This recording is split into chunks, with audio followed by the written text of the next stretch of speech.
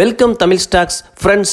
June 25 புதன்கிழமை இந்த வீடியோவில் ஹெச்டிபி ஃபைனான்ஸ் உடைய ஐபிஓ வெளியீட்டிற்கு முன்னதாக பெரிய முதலீட்டாளர்கள் சுமார் 3369 கோடிக்கு வாங்கியிருக்கிறாங்க. அதை பார்க்கலாம். முதல்ல மார்க்கெட் அப்டேட் பார்ப்போம். சென்செக்ஸ் 158 புள்ளி அதிகரித்து 82,055 க்ளோஸ் ஆகிருக்கு. நிஃப்டி 50 72 புள்ளி அதிகரித்து 25,044 க்ளோஸ் ஆகிருக்கு. நிஃப்டி பேங்க் 402 புள்ளி அதிகரித்து 56,461 க்ளோஸ் ஆகிருக்கு. அப்புறம் வெளிநாட்டு முதலீட்டாளர்கள் 5,266 கோடிக்கு விற்றுருக்கிறாங்க. உள்நாட்டு முதலீட்டாளர்கள் 5,209 கோடிக்கு வாங்கியிருக்கிறாங்க. சிங்கப்பூரில் ட்ரேட் ஆகிற நம்மளோட கிஃப்ட் நிஃப்டி 82 புள்ளி அதிகரித்து 25,159 க்ளோஸ் ஆகிருக்கு. அமெரிக்க டாலருக்கான இந்திய ரூபாயோட மதிப்பு 78 பைசா அதிகரித்து 85.97 பைசாவாக இருக்குது. நல்லா அதிகரிச்சிருக்கு. அப்புறம் குரூடாயில் 5,585 இருக்குது, ஸ்டேபிளாக இருக்குது. நேச்சுரல் கேஸ் 12 புள்ளி இறங்கி 4% இறங்கி 306 இருக்குது. பரவாயில்ல, நல்ல விஷயம். அப்புறம் கோல்டு நல்ல மிகப்பெரிய இறக்கம் 2.3%, 2,394 புள்ளி இறங்கியிருக்கு. கிட்டத்தட்ட 96,994 க்ளோஸ் ஆகிருக்கு. 10 கிராம் MCX பியூர் கோல்டு. அப்புறம் சில்வர் 1 கிலோ 1,04,867 க்ளோஸ் ஆகிருக்கு, ஸ்டேபிளாக இருக்குது. இந்தியாவோட மிகப்பெரிய தனியார் வங்கியான HDFC பேங்கோட துணை நிறுவனமான ஹெச்டிபி ஃபைனான்ஸு கடந்த 24 ஜூன் செவ்வாய்க்கிழமை அதன் பெரிய முதலீட்டாளர்களுக்கான விற்பனையை தொடங்கினாங்க. அதாவது IPO தொடர்வதற்கு முன்பாக இந்த விற்பனை நடைபெறும். இது ஆங்கர் இன்வெஸ்டர் பப்ளிக் இஷ்யூ அப்படின்னு சொல்லப்படுது. அப்படின்னா தமிழில் நங்கூர முதலீட்டாளர்கள் அப்படின்னு சொல்லலாம். சுமார் 3,369 கோடிக்கு இவங்க வாங்கியிருக்கிறாங்க மார்க்கெட்டில். அதாவது இந்த இதுக்கு IPOக்கு முன்னால் முதல்ல ஆங்கர் இன்வெஸ்டர்னால் என்னன்னு பார்ப்போம். ஒரு ரீட்டைல் இன்வெஸ்டர் ஆங்கர் இன்வெஸ்டராக கேட்டகரியில் வரமாட்டாங்க.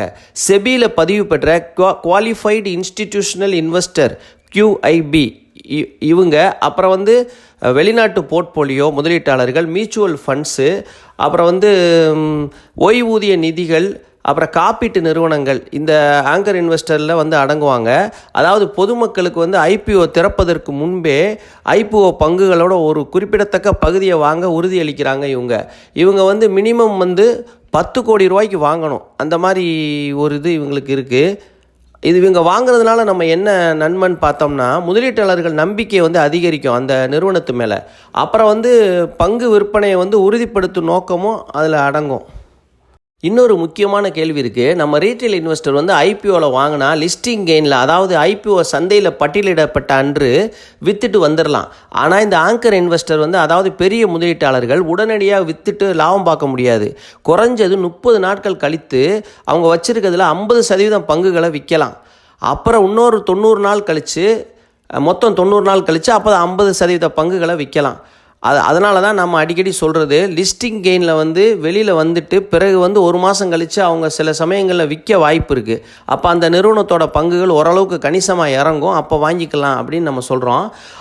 அப்புறம் சில சமயங்களில் நல்ல நிறுவனமாக இருந்தால் விற்காமையும் கூட வச்சுக்கிடுவாங்க. அப்போ பங்கு பெரிய அளவில் இறங்காமையும் இருக்கும். இது மாதிரி இருக்கிற நம்ம புரிஞ்சுக்கிற வேண்டியிருக்கு. அப்புறம் நம்ம HDB ஃபைனான்ஸ் சர்வீஸோட ஆங்கர் இன்வெஸ்டர் நங்கூர முதலீட்டாளர்கள் வாங்கியது மொத்தம் 3,369 கோடிக்கு வாங்கியிருக்கிறாங்க. கிட்டத்தட்ட 4,55,27,026 பங்குகளை வாங்கியிருக்கிறாங்க. இவங்க வாங்கிய விலை 740 ரூபாய்க்கு வாங்கியிருக்காங்க. அதிகபட்ச விலைக்கு தான் வாங்கியிருக்கிறாங்க. அப்புறம் ஃபேஸ் வேல்யூ 10 ரூபான்ற முகமதிப்பில் ஒதுக்கீடு செஞ்சுருக்கிறாங்க. யாரெல்லாம் எவ்வளோ வாங்கியிருக்கிறாங்க அப்படின்னு பார்ப்போம்.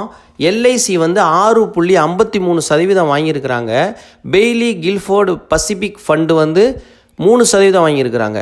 அப்புறம் பென்ஷன் ஃபண்டு குளோபல் 2.97% வாங்கியிருக்கிறாங்க. இது 3 அதிகமாக வாங்கிய நிறுவனங்களாக இருக்குது. அப்புறம் பிளாக் ராக்கு, கோல்ட்மேன் சாக்ஸ், SBI mutual fund, Nippon India, Kotak mutual fund, Axis mutual fund, Fidelity investment, அப்புறம் அபுதாபி இன்வெஸ்ட்மெண்ட் அத்தாரிட்டி, HSBC இவங்கெல்லாம் டாப் பை பண்ணவங்களாக இருக்கிறாங்க. அப்புறம் HDB ஃபைனான்ஸோட கம்பெனி டீட்டெயில் பார்த்தோம்னா விலை 700 ரூபாயிலேருந்து 745 ரூபாய்க்கு நிர்ணயிச்சிருக்காங்க. ஒரு லாட்டு 20 ஷேரு. கிட்டத்தட்ட அதிகபட்ச விலை 14,800 ரூபா வரும். ஒரு ரீட்டைல் இன்வெஸ்டர் ஒரு லாட்லேருந்து 13 லாட்டு வரைக்கும் வாங்கலாம். கிட்டத்தட்ட 13 லாட்டு 2 லட்ச ரூபாய்க்கு உள்ளே தான் வரும். ஒரு ரீட்டைல் இன்வெஸ்டர் 2 லட்ச ரூபா வரைக்கும் வாங்கிக்கிறலாம்.